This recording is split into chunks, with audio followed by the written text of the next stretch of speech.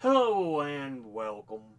My name is Alan, and today we'll be doing more Southern horrors and other writings, and we'll be starting into chapter 6, A History of Some Cases of Rape. This is a long one, so I'll probably be cutting this chapter in half. So, yeah. But anyway, let's hop into this. It has been claimed that the Southern white women have been slandered because, in defending the Negro race from the charge for all colored men who are lynched, only pay penalty for assaulting women. It is certain that lynching mobs have not only refused to give the Negro a chance to defend himself, but have killed their victim with a full knowledge that the relationship of the alleged assailant with the woman who accused him was voluntary and clandestine. As a matter of fact, one of the prime cases of the lynch law agitation has been a necessity for defending the Negro from this awful charge against him. This defense has been necessary because the apologists for outlawry insist that in no case has the accusing woman been a willing consort of her paramour, who was lynched because overtaken in wrong. It is well known, however, that such is the case. In July of this year, 1894, John Paul Bocock, a Southern white man living in New York and assistant editor of the New York Tribune, took occasion to defy the publication of any insistence where the lynched Negro was the victim of a white woman's falsehood. Such cases are not rare, but the press and people conversant with the facts almost invariably suppress them. The New York Sun on July 30th, 1894, contained a synopsis of interviews with leading congressmen and editors of the South. Speaker Crisp of the House of Representatives, who was recently a judge for the Supreme Court of Georgia, led in declaring that lynching seldom or never took place, save for a vile crime against men and children, or women and children. Dr. Haas, editor of the leading organ of the Methodist Church South, published in its columns that it was his belief that more than 300 women had been assaulted by Negro men within 3 months. When asked to prove his charges or give a single case upon which his belief was founded, he said he could not do so. Or he said that he could do so, but the details were unfit for publication. No other evidence but his belief could be adduced to substantiate this grave charge. Yet, Bishop Haygood, in the Forum of October 1893, quotes this belief in apology for lynching and voluntarily adds, "It is my opinion that this is an underestimate. The opinion of this man based upon a belief and greater weight coming from him, a man who has posed as a friend of our brother in black and was accepted as authority. An interview of Miss Frances E. Willard, the great apostle of temperance, the daughter of an abolitionist and a personal friend and helper of many individual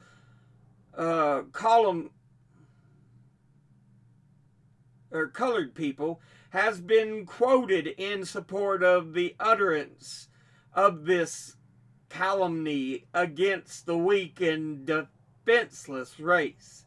In the New York Voice on October the 23rd, 1890, after a tour in the South where she was told all these things by the best white people, she said, "The grog shop is the Negro's center of power. Better whiskey and more of it is the rallying cry of great dark-faced mobs. The colored race multiplies like the locust of Egypt. The grog shop is its center of power. The safety of woman or of childhood, the home is menaced in 1,000 localities at this moment, so that men dare not go beyond the sight of their own roof tree." These charges, so often reiterated, have had the effect of fastening the odium upon the race of a peculiar propensity for the foul crime. The Negro is thus forced to a defense of his good name, and this chapter will be devoted to the history of some of the cases where assault upon white women by Negroes is charged. He is not the aggressor in this fight, but the situation demands that the facts be given, and they will speak for themselves. Of the 1,115 Negro men, women, and children hanged, shot, and roasted alive from January 1st, 1882 to January 1st, 1894, inclusive, only 348 of that number were charged with rape. Nearly 700 of these persons were lynched for any other reason which could be manufactured by a mob wishing to indulge in a lynching bee. The white woman's falsehood. The Cleveland, Ohio Gazette, January 16th, 1892, gives an account of one of these cases of rape. Mrs. J.C. Underwood, the wife of the minister of Elyria, Ohio, accused an Afro-American of rape. She told her husband that during his absence in 1888, stumping the state for the Prohibition Party, the man came to the kitchen door, forced his way in the house, and assaulted her. She tried to drive him out with a heavy poker, but he overpowered and chloroformed her, and when she revived, her clothing was torn, and she was in a horrible condition. She did not know the man, but could identify him. She subsequently pointed out William Offutt, a married man who was arrested and, being in Ohio, was granted a trial. The prisoner vehemently denied the charge of rape, but confessed he went to Miss Underwood's residence at her invitation and was criminally intimate with her at her request. This availed him nothing against the sworn testimony of a minister's wife, a lady of the highest respectability. He was found guilty and entered the penitentiary December 14th, 1888, for 15 years. Sometime afterwards, the woman's remorse led her to confess to her husband that the man was innocent. These are her words. "I met Offutt at the post office. It was raining. He was polite to me, and as I had several bundles in my arms, he offered to carry them home for me, which he did. He hid a strange fascination for me, and I invited him to call on me. He called, bringing chestnuts and candy for the children. By this means, we got them to leave us alone in the room. Then I sat on his lap. He made a proposal to me, and I readily consented. Why I did so, I do not know, but that I did is true. He visited me several times after that, and each time I was indiscreet. I did not care after the first time. In fact, I could not have it resisted and had no desire to resist. When asked by her husband why she told him she had been outraged, she said, I had several reasons for telling you. One was the neighbors saw the fellow here. Another was I was afraid I had contracted a loathsome disease. And still another was that I feared I might give birth to a Negro baby. I hope to save my reputation by telling you a deliberate lie. Her husband, horrified by the confession, had Offit, who already served 4 years, released and secured a divorce. There have been many such cases throughout the South, with the difference of the Southern white men in insensate fury wreak their vengeance without intervention of law upon the Negro who consorts with their women. Tried to manufacture an outrage. The Memphis, Tennessee Ledger on June the 8th, 1892 has the following. If Lily Bailey, a rather pretty white girl, 17 years of age, who is now at the city hospital, would be somewhat less reserved about her disgrace, there would be some very nauseating details in the story of her life.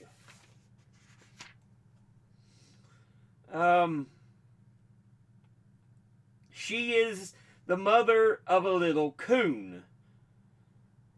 The truth might reveal fearful depravity for the evidence of a rank outrage. She will not divulge the name of the man who has left such black evidence of her disgrace, and in fact says it is a matter in which there can be no interest to the outside world.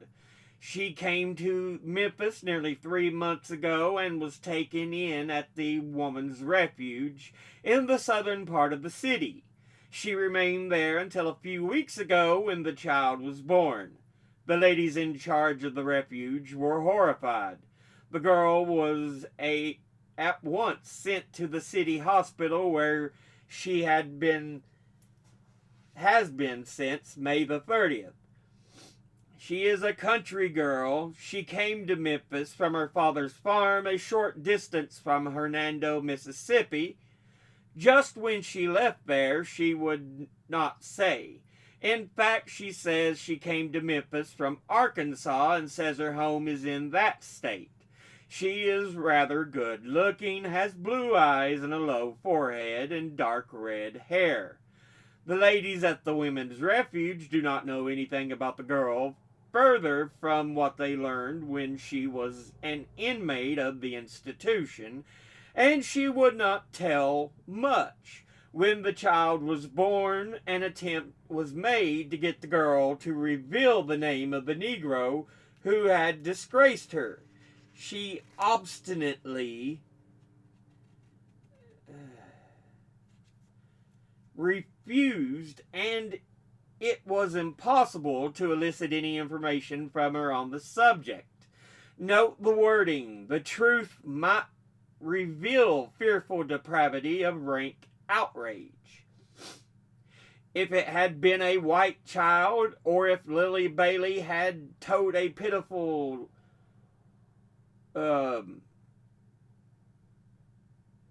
story of Negro outrage, it would have been a case of the woman's weakness or assault, and she could have remained at the women's refuge. But a Negro child, and to withhold its father's name, and thus prevent the killing of another Negro rapist, was a case of fearful depravity. Had she revealed the father's name, she would have been lynched, or he would have been lynched, and his taking off charge to an assault soon upon a white woman.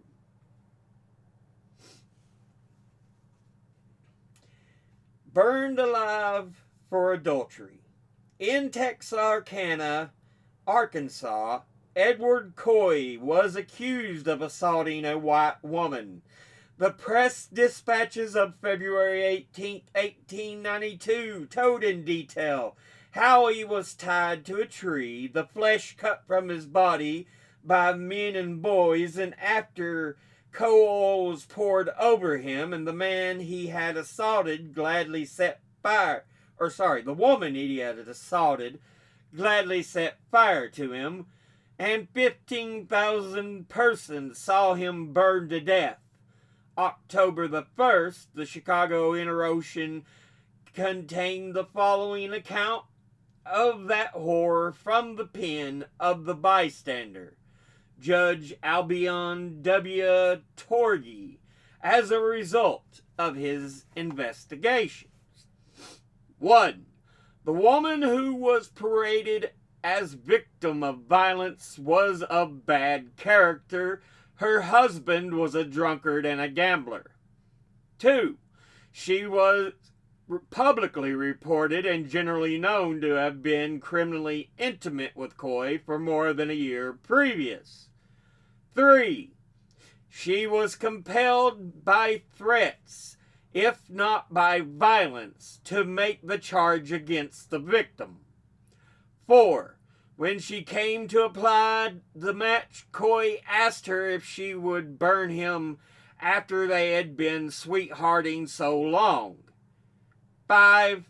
A large majority of the superior white men prominent in the affair are the reputed fathers of mulatto children. These are not pleasant facts, but they are illustrative of the vital phase of the so-called race question, which should properly be designated an earnest inquiry as to the best methods of which religion, science, law, and political power may be employed to excuse injustice, barbarity, and crime done to a people because of race and color. There can be no possible belief that these people were inspired by any consulting zeal to vindicate God's law against misogynists of the most practical sort. The woman was a willing partner in the victim's guilt, and being of the superior race must have naturally been more guilty. Not identified, but lynched. February the 11th, 1893, there occurred in Shelby County, Tennessee, the fourth Negro lynching within 15 months. The 3 first were lynched in the city of Memphis for firing on white men in self-defense. This Negro, Richard Neal, was lynched a few miles from the city limits, and the following is taken from the Memphis, Tennessee Scimitar. As the Scimitar stated on Saturday, the Negro Richard Neal, who raped Mrs. Jack White near Forest Hill in this county, was lynched by a mob of about 200 white citizens of the neighborhood. Sheriff McClendon accompanied by deputies Perkins, App, and Harvey, and a scimitar reporter, arrived on the scene of the execution about 3:30 in the afternoon. The body was suspended from the first limb of a post oak tree by a new 1/4-inch grass rope. A hangman's knot, evidently tied by an expert, fitted snugly under the left ear of the corpse, and a new Hames string pinioned the victim's arms behind him. His legs were not tied. The body was perfectly limber when the sheriff's posse cut it down and retained enough heat to warm the feet of Deputy Perkins, whose road cart was converted into a hearse. On arriving with the body at Forest Hill, the sheriff made a bargain with a stalwart young man who, with a blonde mustache and deep blue eyes, who told the scimitar reporter that he was the leader of the mob, to haul the body to Germantown for $3. When within half a mile of Germantown, the sheriff and posse were undertaken by Squire MacDonald of Collierville, who had come down to hold the inquest. The squire had his jury with him, and it was agreed for the conscience of all parties that he should proceed with the corpse to Germantown and conduct the inquiry as to the cause of death. He did so, and a verdict of death from hanging by parties unknown was returned in due form. The execution of Neil was done deliberately by the best people of Collierville, Germantown, and Forest Hill neighborhoods, without passion or exhilaration of anger. He was arrested on Friday about 10 o'clock by Constable Bob Cash, who carried him before Mrs. White. She said, "I think he is the man. I am almost certain of it. If he isn't the man, he is certainly like him." The Negro's coat was torn also, and there were other circumstances against him. The committee returned and made its report, and the chairman put the question of guilt or innocence to a vote. All who thought the proof strong enough to warrant execution were invited to cross over to the other side of the road. Everybody but 4 or 5 Negroes crossed over. The committee then placed Neil on a mule with his arms tied behind him and proceeded to the scene of the crime, followed by the mob. The rope, with a noose already prepared, was tied to the limb nearest the spot where the unpardonable sin was committed, and the doomed man's mule was brought to a standstill beneath it. When Neil confessed, he said he was the right man, but denied that he ever used force or threats to accomplish his purpose. It was a matter of purchase, he claimed, and said the price he paid was 25 cents. He warned the colored men present to beware of white women and resist temptation, for to yield to their blandishments or to the passions of men meant death. While he was speaking, Mrs. White came from her home, calling Constable Cash to one side, asked if he could not save the Negro's life. The reply was no, and Mrs. White returned to the house. Then all was in readiness. The husband of Neil's victim leaped upon the mule's back and adjusted the rope around the Negro's neck. No cap was used, and Neil showed no fear, nor did he beg for mercy. The mule was stuck, and with a whip, and bounded out from under Neil, leaving him suspended in the air with his feet about 3 feet up from the ground. But yeah, we'll go ahead and end that piece there. That's about halfway through that chapter. Like I said, it's a fairly long one. But yeah, first of all, let's apologize for the use of a certain racial slur when they were talking about the girl potentially having a certain a mixed color baby.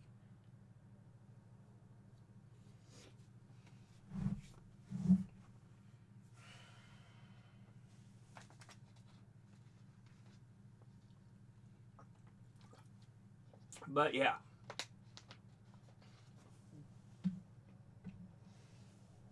it goes to show that this terrible act was not just racist.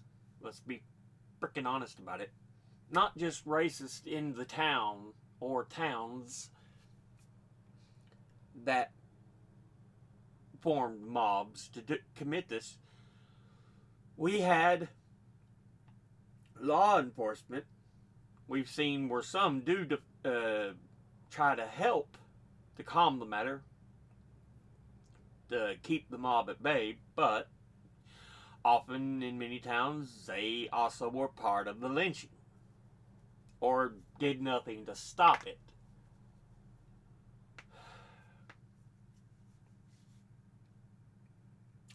Yeah. It's you wonder how some people could be so cruel, how they could have such hate in their heart. Even churches and certain religious organizations, because it's mentioned a couple of different churches that, I'm sure it was his fault for they are uncivilized people. You know, that kind of BS. And thus God's law must be vindicated. Really? That's the BS you're gonna spout?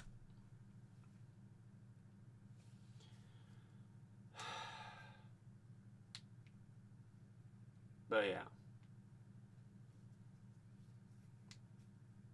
I hope this continues to show some people why these lynchings, why these actions were so bad. Because an overwhelming majority of these individuals were lynched without trial, without conviction, or without even being charged with anything at all.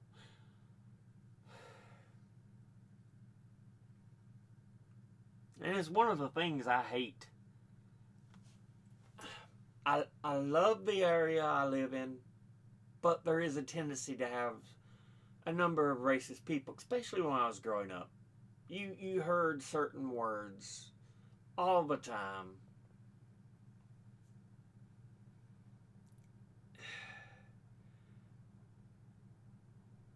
And I have no idea what possesses people to be that way. I mean, why judge a person when you don't know them just because you hate the color of their skin? You don't know who they are. You don't know how they feel. They're still a human being like you are, jackass.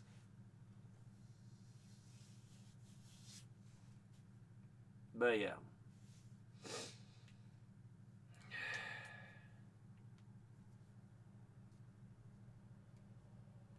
But with that, we'll go ahead and end the video. As always, educate thyself. Think, read, study, learn. Someone tells you something you have trouble believing. Ask them to cite their sources. And it's got to be good sources. It can't just be some blog entry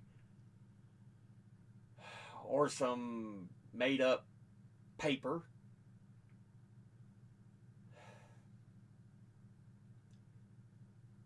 But thank you all for watching. I'll see you all in the next one. Until then, later.